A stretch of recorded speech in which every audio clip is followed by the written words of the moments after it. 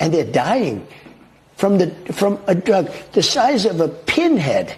A little bit of fentanyl, literally what could fit on the end of a pin, can kill 10 people. It's crazy and so dangerous out there. And so many are dying where they think they're getting something and going to have a little fun on a Friday night, and all of a sudden they're dead because of the power of what's happening.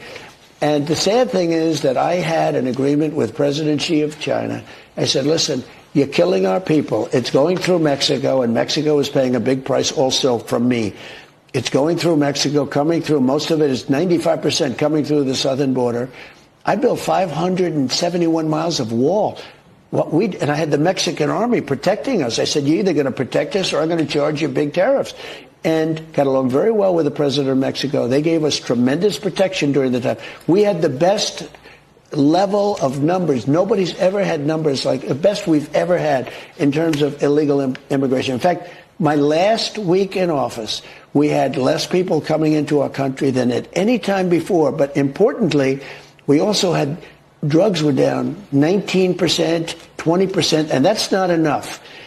And by the way, you'll never really solve the drug problem unless you do what other countries do. So and that's the death penalty for drug dealers. But if you have the death, a drug dealer on average will kill during that person's life 500 people. Unless you have a death penalty, unless there's something that right now they don't even get charged with anything.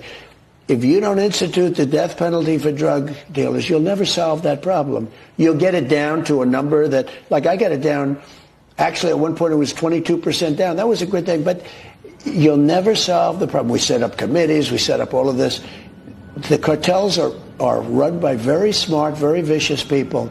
They're pouring drugs into our country. Now, the number coming in now compared to 4 years ago is 12 times higher, drugs.